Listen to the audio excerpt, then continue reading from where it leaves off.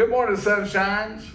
So today we're going to talk about people you're going to deal with once the show opens, but who have nothing to do with the artistic interpretation or the performance of the plays. These are people in the front of house, ushers, box office managers, house managers, that sort of thing, that are dealing with patrons. And after all, patrons are who we're telling the story to. And so making sure that they have a wonderful experience is paramount. Making sure that they feel like they've come and are being well treated and well taken care of, that they're safe, that people around them are telling the story the way it should be told, that sort of thing. And so coordinating with these various people is essential in presenting the play to the audience, because again, without an audience, we've got rehearsals. So first, let's just start with the house manager. The house manager has, I'm going to give you sort of 15 different things that a house manager does. This, I'm going to say, pretty much true of every theater. Again, even if you're in a community theater or a university theater, they may not be actually called a house manager, but you're still going to need somebody, and again, it might be you, or it might be some of your crew, who perform some of these tasks, so at least be aware of them. First of all, the house manager checks the condition of the auditorium, make sure any trash from previous audiences has been picked up, that the seats all work, if there's a broken seat that is marked off. So just take care of the facility, the janitorial things, make sure the things are swept. Again, hopefully you've got people that can do that thing for you, but it's ultimately the house manager's responsibility to make sure that the house is inhabitable and not just full of trash, that sort of thing. Second thing is you and the stage manager and the house manager coordinate to make sure everything's ready to open to the audience. So, for instance, again, in our theater, we don't have a grand drape, and so the props need to be set and checked before we allow the audience in, which again is usually a half hour before the show begins. But if you need a hold there, the house manager needs to make sure that the stage manager and the actors are all ready to open the house. If you have a grand drape, then that pretty much goes out the window, but you still need to be done with your light check, your sound check, all those other things pre-show before the house manager is given the responsibility for opening the house. Now, up until the house is open, stage manager, you're responsible for anything and everything that goes wrong. As soon as the house is open, the house manager takes that responsibility, so that anything that may happen in front of house with an audience, the house manager is responsible for calling emergency services. Anything that happens like that, somebody trips and falls or hurts themselves or has a heart attack, whatever happens, it's the house manager's responsibility to make sure that those people are taken care of. If it happens before the house is open, it's the stage manager's job. Yes, so there's a very important transition of power right as the house is open. And again, that needs to be coordinated between the two of you. Obviously, just meeting and greeting the patrons as they arrive is very important. Make sure programs are available. Again, if there's any kind of inserts in the program, like new cast changes, that sort of thing, those things need to have happened. If you need to fold the programs, those sort of things need to have happened. If there's a shortage in supply of programs, the house manager is the person who coordinates with the producer to make sure additional programs are printed if they needed to be done that way. But programming is part of the house manager's responsibility. The house manager should also, before the house is open, sit down with all the ushers for that evening's performance and go through the emergency procedures, where the emergency exits are, how to open them, again, make sure that those emergency exits are clear of any obstruction, that nobody's taken a trash can and stuck it in the way in the aisle of the audience as it egresses. And so those type of things are what house managers need to be doing before the house is open, to tell the ushers where the extra programs are, whatever needs to happen as far as training of the ushers, knowing the seat numbers, all that sort of stuff, how to get audiences in and out quickly and efficiently. All those things are part of what the ushers are going to do, and it's the house manager's responsibility to train those ushers. Yes. The restrooms, one of the things the house manager is responsible for is making sure, again, you've got a janitorial supply company, hopefully, that's helping with this. But if there are any restrooms that need additional toilet paper or that are dirty or unclean, it's the house manager's responsibility to make sure that somebody's aware of it, and if not, somebody have taken care of it themselves, so that the restroom is clean and awaiting arriving crowd. And again, during the performance, let's see, once the show starts, the house manager still needs to clean the restrooms, and after intermission, the house manager needs to clean the restrooms, and after the show, the house manager is responsible for cleaning the restrooms.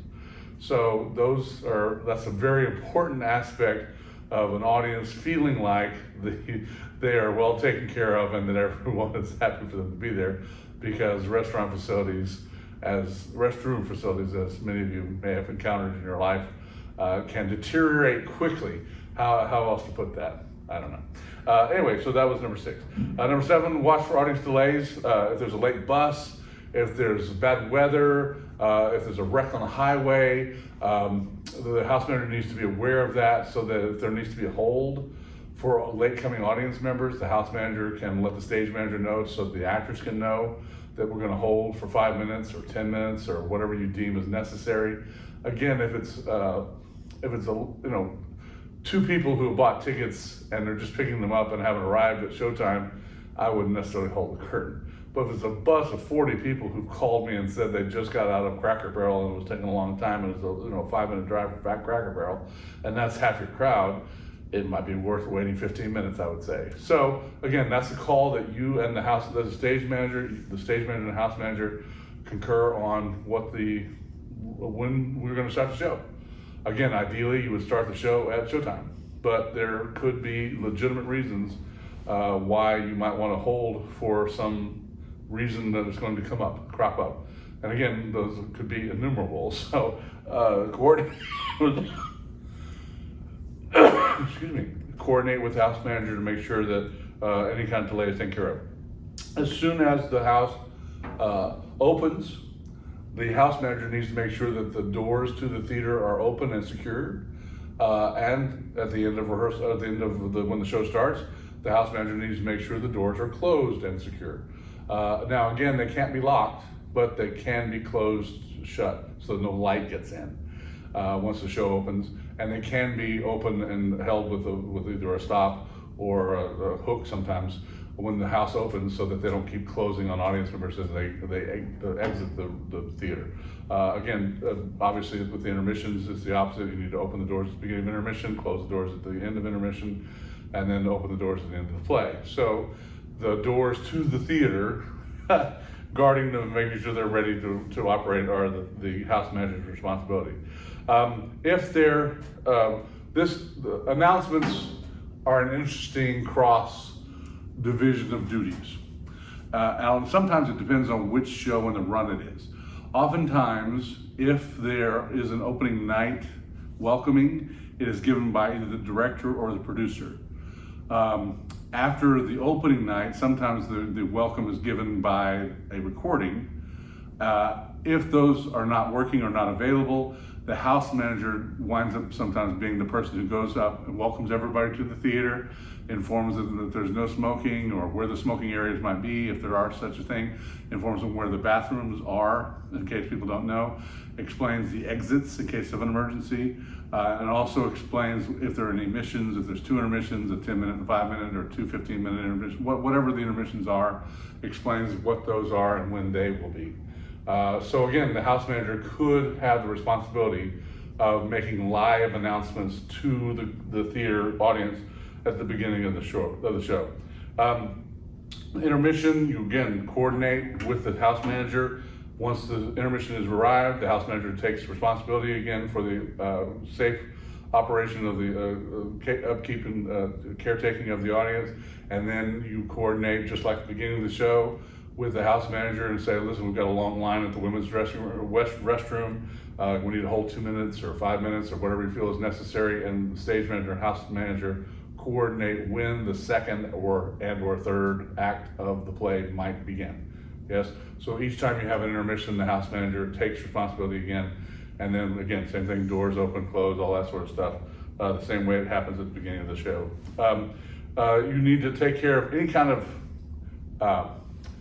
if there's somebody in the audience who is found taking pictures, or somebody in the audience whose cell phone is going off incessantly, or is just somebody in the audience who is causing interruptions. Yes, somebody who just is outspoken or is somehow not is annoying to audience members. It's the house managers and the usher's job to seize the phone if they've been using a phone to record things, to take the person out of the auditorium if they're interrupting the flow of the show. That's the house manager's job. It's not the stage manager's job. Now, stage manager may be the person who sees it, and a lot of times what happens is the actor sees the audience member taping or filming, and they will tell the stage management, and the stage management will tell the house manager. But the stage manager still needs to stay focused on calling the show. Now, in some theaters, I have seen this done, where if somebody is caught recording a show, the routine is for the show to stop dead in its track, and you turn on the house lights and you remove the person who is recording and take their camera and delete the video and don't allow that person back in. That seems drastic and extreme to me, but in some instances, necessary. So that may be something that you have coordinated beforehand, is how to handle interruptions with the audience. Yes, but that's something that you and the house manager need to coordinate. Obviously, babies fit into this. If there's any kind of crying babies or emergencies in the audience in general, again, you need to coordinate how you're going to handle. Let's say you've got somebody's car alarm is going off in the parking lot. The house manager should go out, find the license plate, and at least report it to you as a stage manager to let you know the information. It is then up to you as to how annoying the car beep. If it's right outside the door and it's driving everybody nuts, it may be worth stopping the show and saying, "Is anyone in the audience have this car license number? Your car beeping is driving us all nuts." Or just wait till intermission and make an announcement, whichever you deem necessary. But the house manager should be the person who either sends an usher or goes out themselves and discovers kinds of things like license plate information. And then whatever the way you're going to secure the theater at the end of the evening. Who's going to lock up? Who has the keys? Who is the last person to turn the deadbolt? It could be the box office manager. It could be the stage manager. It could be the house manager. It may alternate. Yes, you may, between the three of you, coordinate the end and closing of the theater so that nobody has to stay there every night, all night. Obviously, one of the biggest things at the end of a show, you have these wonderful people named actors, and there's even more wonderful people called audience members, and many times they are family friends of the actors. And instead of what I would call the proper procedure, would be for the actor to get out of at least their costume, not necessarily their makeup, but at least get into street clothes and meet their audience members outside in the parking lot to say, "Hey, how you doing?" A lot of times it'll happen in the lobby or in the green room or on the stage sometimes. And suddenly you'll have this big powwow where, I haven't seen Grandma in 8 years. Oh my gosh, you came to see my show, and you hate to break it up, but you've got to go. It's now 11 o'clock, guys, and I've been here all day wrestling with all this sort of stuff. So coordinating how you are politely aware, making the audience aware or the actors aware that they don't necessarily need to go home, but they need to leave here.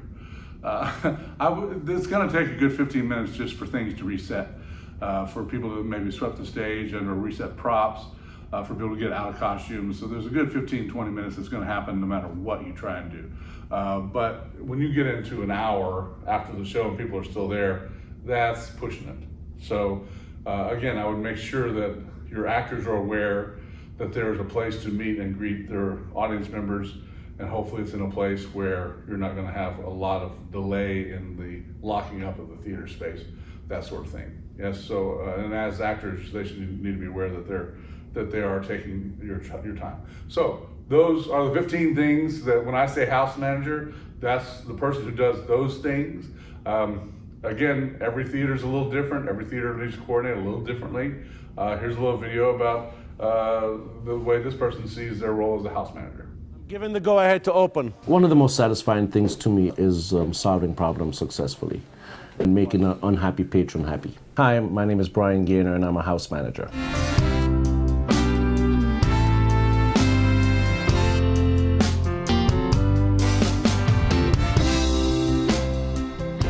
Well, a house manager is responsible for the day-to-day operation of the theater. We are basically the liaison also between the production and my employer, the Schubert organization.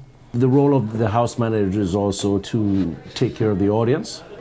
It's to make sure that the audience is able to enjoy a Broadway show, and if there are any problems, that you're there to solve it. You know, every department in the theater and in the front of the house basically, is run by a department head or a manager or a treasurer or something. And we're basically there to just tie all the departments together to make sure that that the finished product is that, the audience came, they saw a show, they enjoyed themselves, and they got home and they get out safely. I got started in this business back in January of 1990. I was hired by the Schubert Organization's security department to do plainclothes security at Miss Saigon. I subsequently left Miss Saigon and did some private security work at Phantom. Mr. Schoenfeld, our late chairman of the board, he always spoke to everybody. And I was in the Marine Corps, so I was very neat, very squared away, very professional.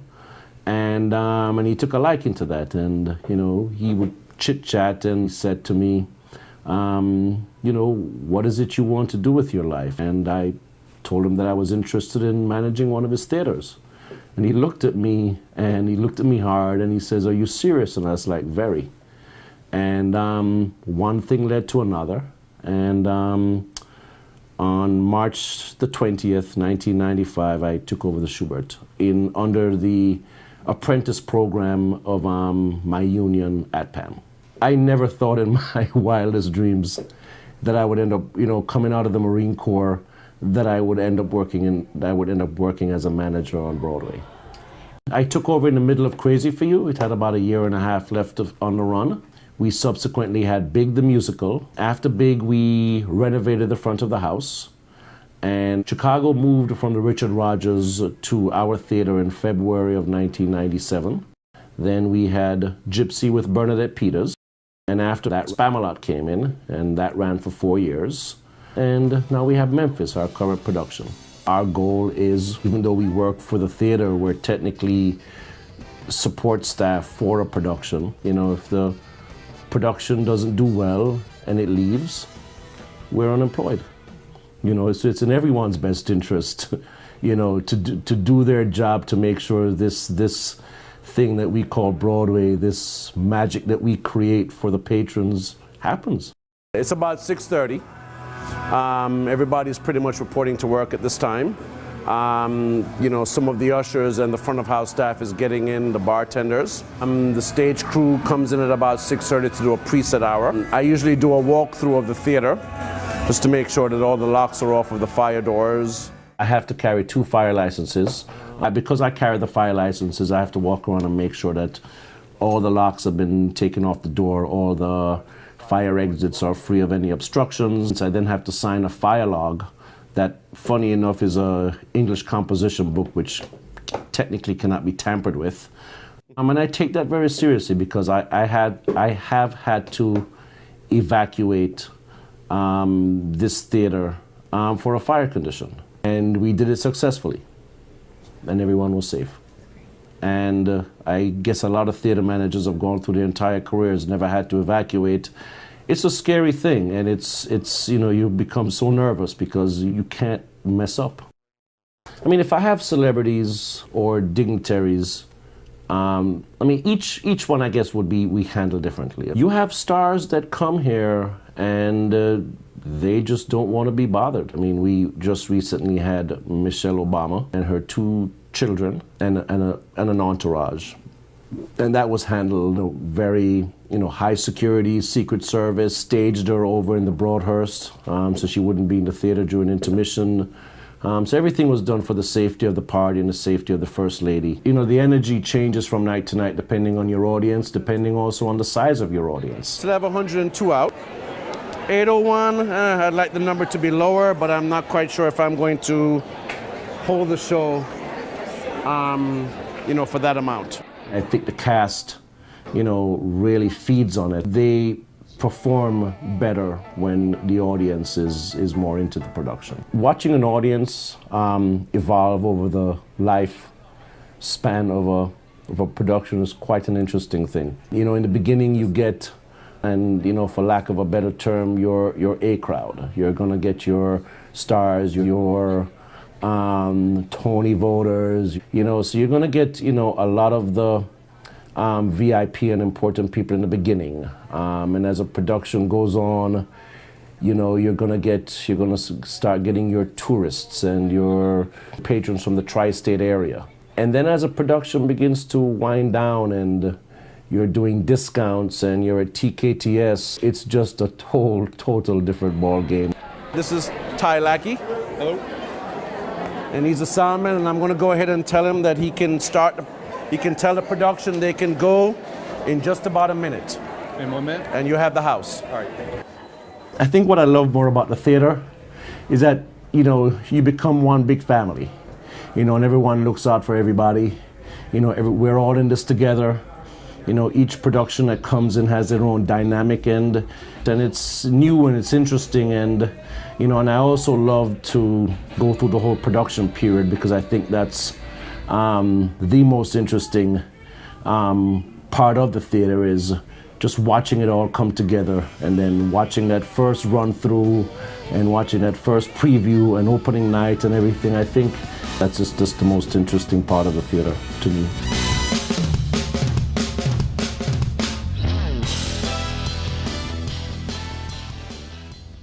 So that's one person's view of how much they love being a house manager. Great.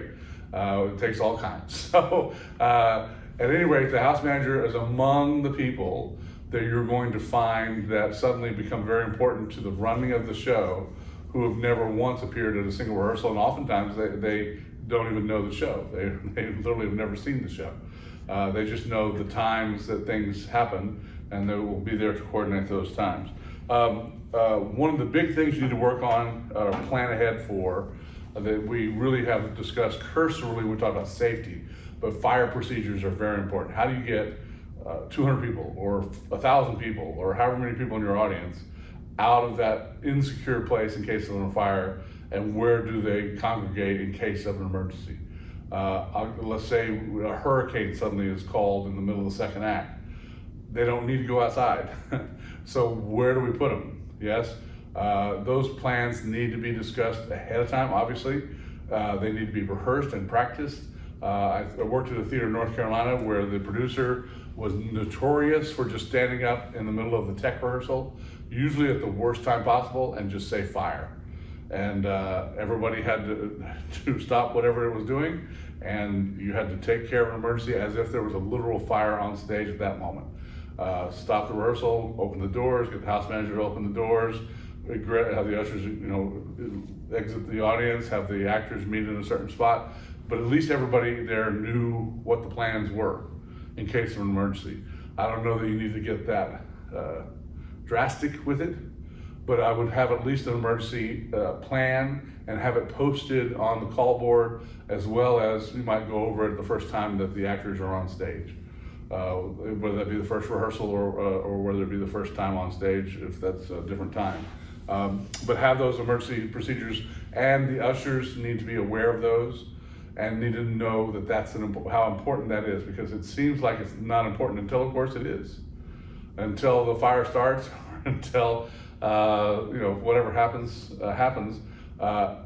Again, most theaters nowadays are non-smoking. A lot of theaters are non-smoking in the bathrooms as well.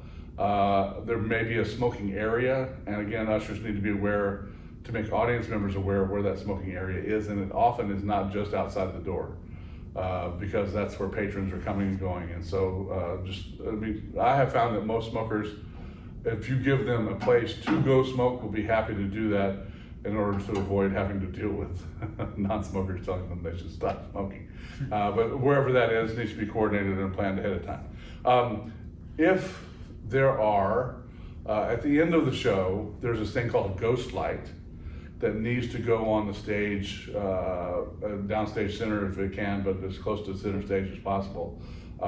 Again, I would say as a stage manager, that's your job to set the ghost light, whether it's your job to lock up the theater or not. But the thing about theater is, because we are constantly changing shows, the people, the janitorial staff, or the other people that just are walking through the theater are entering a different environment every day. And so when the lights are all off, it is very nice to have a ghost light there, so at least some visibility, so they'll know if the orchestra pit is down, for instance, or up. It may be a trap open. There may be all kind of crazy things going on stage. But having that ghost light around is a tradition in the theater, but it's also something that's very important that you as a stage manager need to take care of. If there are any emergency calls to audience members during a show, we've talked about this before when we talked about safety, but again, it's your call as to how important that emergency message might be. Whether it's worth stopping the show to deliver the message, or and again, sometimes the messages are dire. The people don't call just for fun usually. Children disappearing. Hopefully it ends well, but sometimes it's just worth stopping the show in order for the emergency to take place to continue the show. In those situations, let me just give you this little seed. I have really never been a part of an audience or seen an audience that when an emergency call was made, took umbrage to it. Most audiences are very understanding, and when placed in that situation, let's say suddenly your children are missing and somebody's babysitter calls, I think most people can be in those other person's shoes and realize if my babysitter called me in the middle of the show and couldn't find my children, I would want to know immediately too.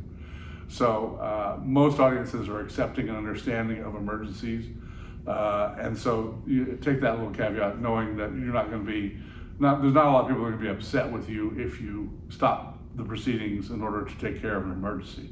Now, whether you deign it an emergency or not is another call. That's up to you personally, and you have to deal with the situation. All right. Let's talk about ushers. Ushers, again, usually are volunteer in most situations. They aren't really paid in most situations.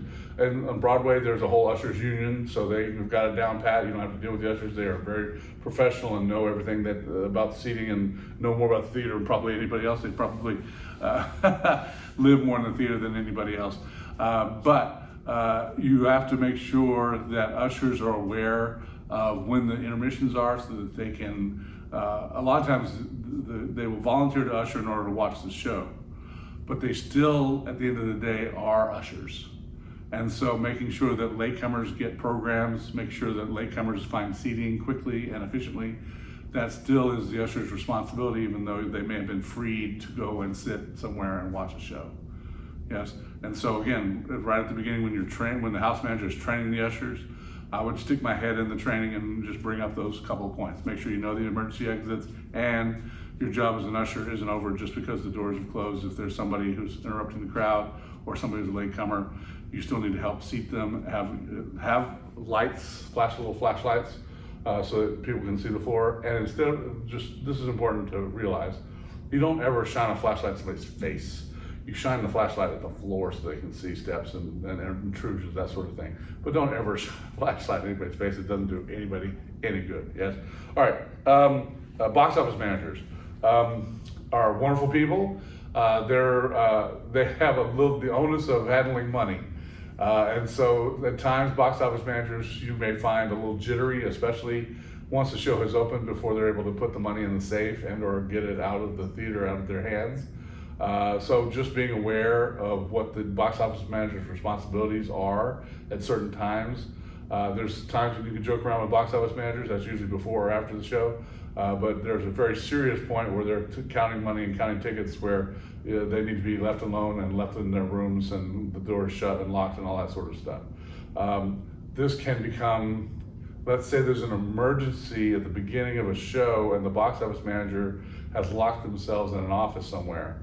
Oftentimes, there's been many times when the box office manager was forgotten about in that situation. So the reason I bring it up here is just, knowing who these people are important, just to know who they are, but also when you meet in your place to count heads, that you don't forget to count the box office crew and the box office manager as part of the people who are helping do tickets. Usually most theaters, even professional theaters, will give, if not complimentary tickets to characters in the play, or actors in the play and crew in the play, they will give discounted tickets two characters in the play, and they'll have what are called house seats. The reason I bring this up is because they'll say there's 100 performances of a show. 90% of the time, 90 of those shows, nobody really uses it or takes advantage of it. Then there's those 10% of the times when somebody does take advantage of it, and there's one day when 5 people all want to have their family sitting in the late seat or in the house seats. It can become an issue among cast members. It can become something that can bring up anger among individuals about how their family was treated. Invariably, those houses are sold out, and it's difficult to rearrange. And you have to understand the box office manager is, trust me, if there's an easy solution for the problem, the box office manager will find it. But sometimes the solution might be having a couple of cast or audience members who might be cast family members in the booth. That's another little thing I've never really seen anybody balk at, is to see backstage, to be involved or to be in a place where the audience isn't normally allowed. Now, again, I'm not saying 100 people, but maybe mom and dad can get a couple chairs up in the booth to help alleviate a situation where you have more than one family who might be wanting to see a show that their family members are involved in. Yes. So again, we're just talking about the possibilities that have happened, and I certainly have had those possibilities happen before. The late seating policy, most theaters will have some sort of idea about what you want to do, and a lot of times it depends on the show. Sometimes there'll be a scene at the beginning of the show that you don't want to have people enter because it's dark lighting, or you don't want to have the audience members distracted in the first 10 minutes, and then you allow late seaters to all be seated at once.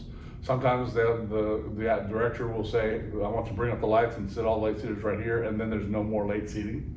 That could be the policy. Now, that occurs at the beginning of the show and also at the beginning of intermissions. There are going to be people who are left in the bathroom or outside smoking a cigarette or whatever they're doing and just don't make it back in time. Are they allowed back in? Sometimes yes, sometimes no. I've been to Broadway theaters where they lock that door, and if you're late, you have spent $300 on standing outside. You can yell and scream all you want. The box office manager will look at you and say, sorry dude, it says on the ticket, no late seating. And it does.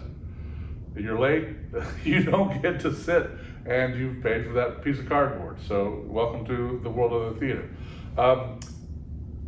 If there are concessions, one of the big things that house managers and ushers and you oftentimes have to look out for in the second act especially, but if they're selling concessions before show, you may have to look out for it in the first act as well. Sometimes theaters allow concessions to be brought into the theater, and sometimes they don't. So there'll be a big trash can at the door, and people are encouraged to finish their Coke or Sprite or popcorn or whatever quickly. I know there's a theater in Georgia that will, there's a bar at the theater, and they will allow you to have a little section and put your little card on it. So like if you bought a Coke or some candy or something, you can put your card with the objects, and then the intermission will already be there. Or sometimes they allow you to pre-place an order for intermission, so they'll have your little supply of stuff there that you prepay for before the show. Nice little procedure. It allows an audience to get a little, to sell more stuff over in concessions. However, the important thing is, if you're not allowed to have concessions in the theater and suddenly you spy somebody, again, this is a tough call. Videotaping, stop it.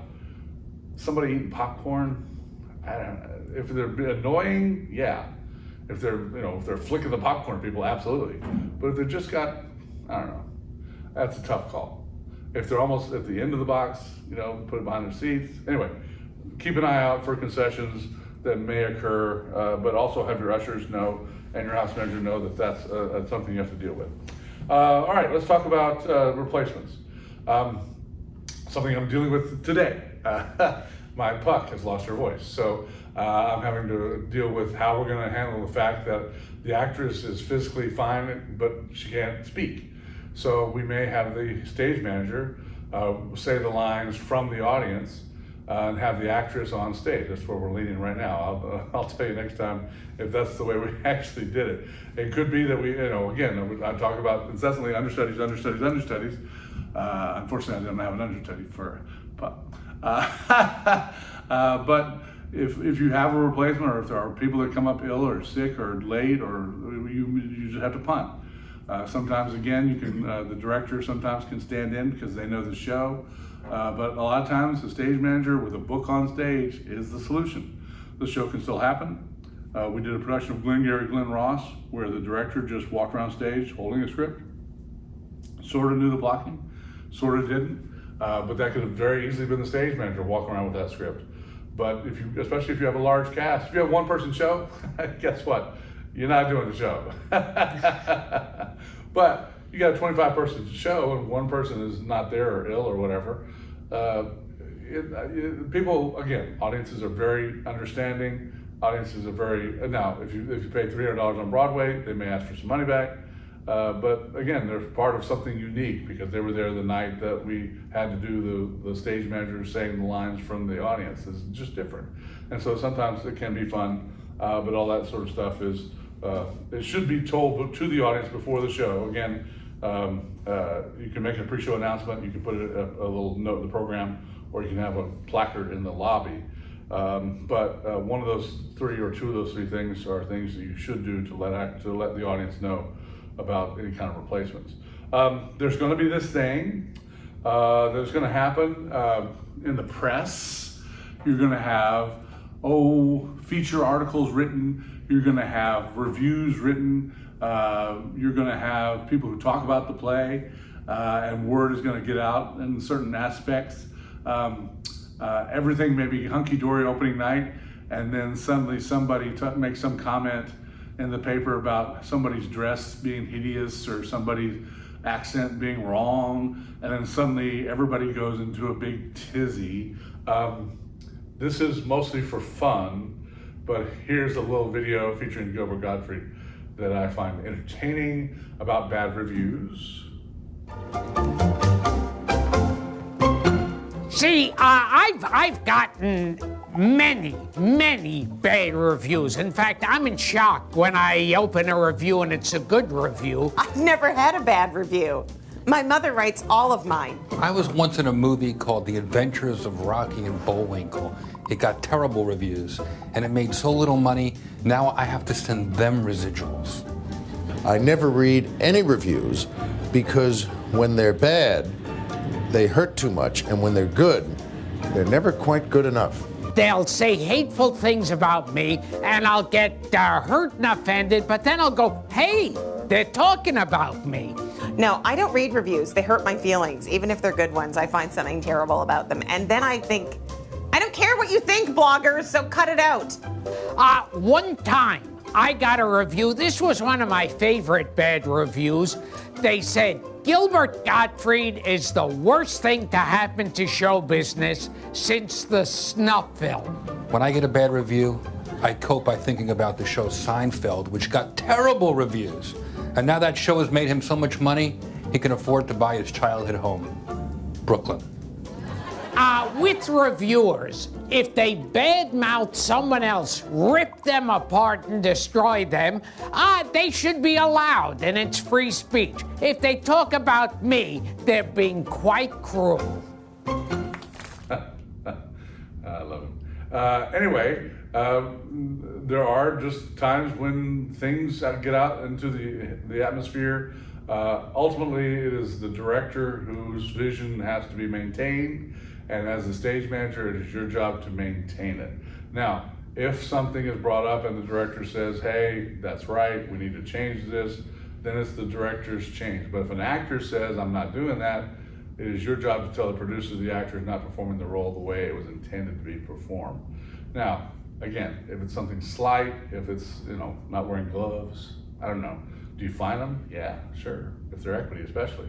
But again, do you recast it? Maybe, I don't know, how good's the understudy?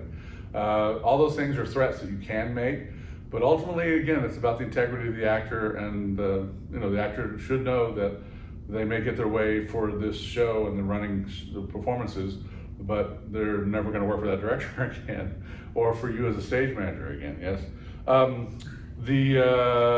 First of all, let me just put it this way.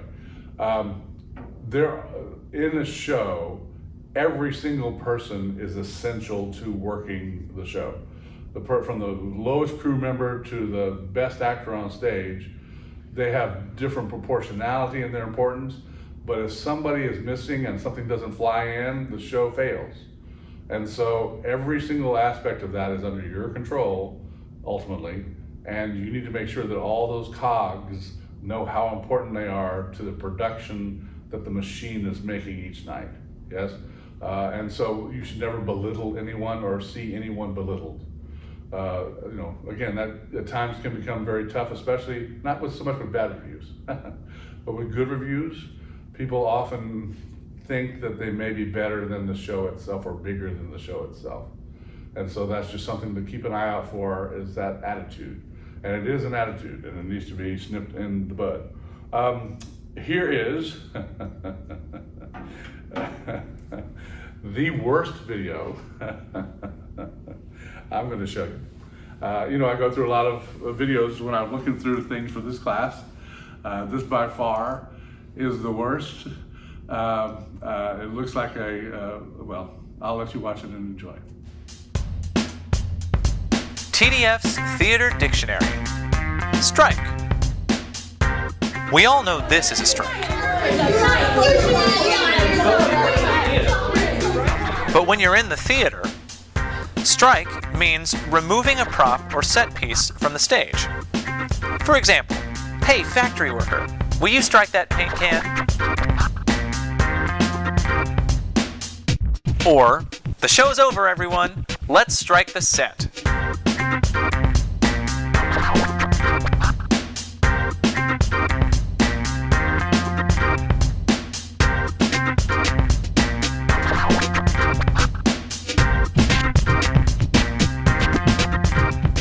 Strike.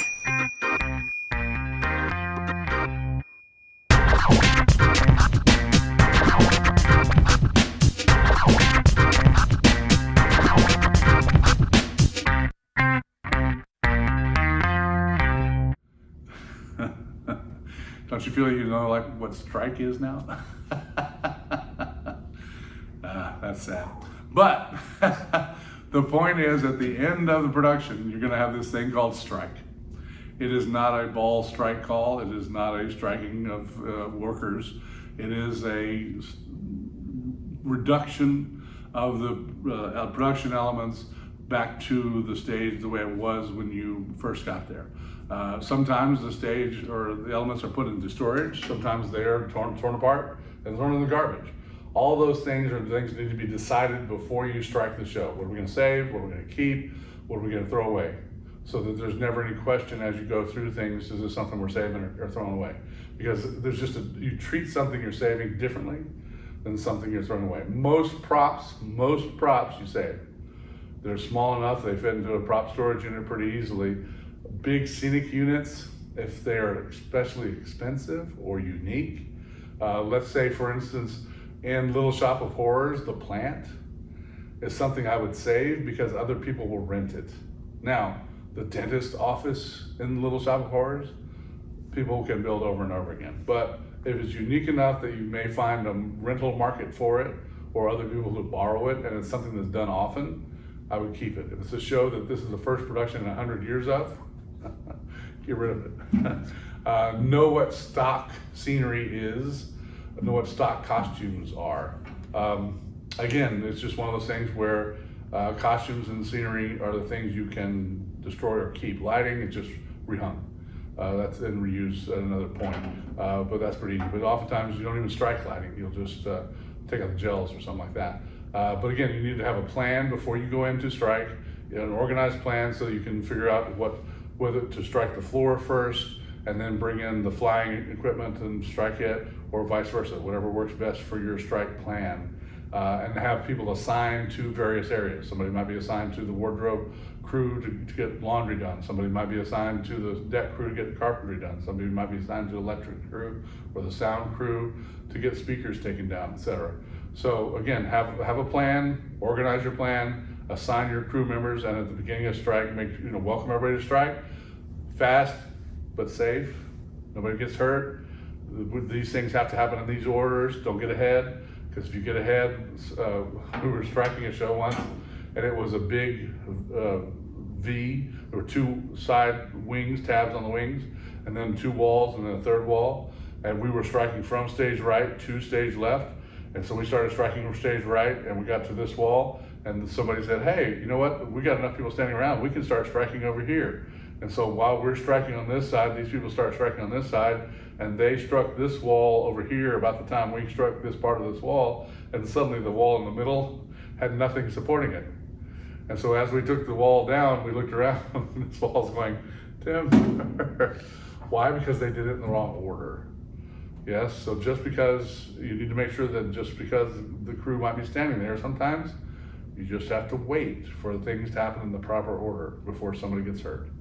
Yes, sometimes you have to unplug the electrical or unplug other things before things can be struck, before fly lines can come in, etc. Yes, so there's a rational reason why those things are happening. Now, the other part of strike, or the type of strike, is something called a changeover. And people, I tell you, they love taking videos of changeover. There must be 100 pictures, 100 videos of changeovers from one set to another. I have chosen this one.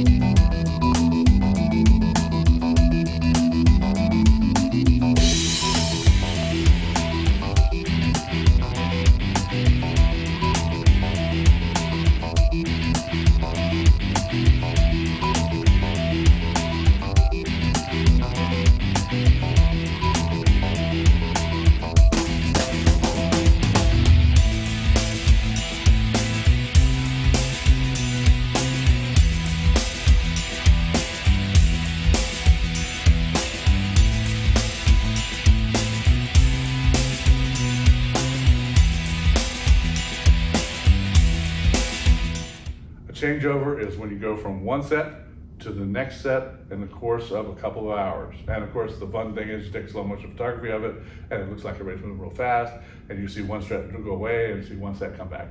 Yes? So again, just as with strike, the changeover needs to be planned, organized, efficient, and make sure that nobody is injured. Yes?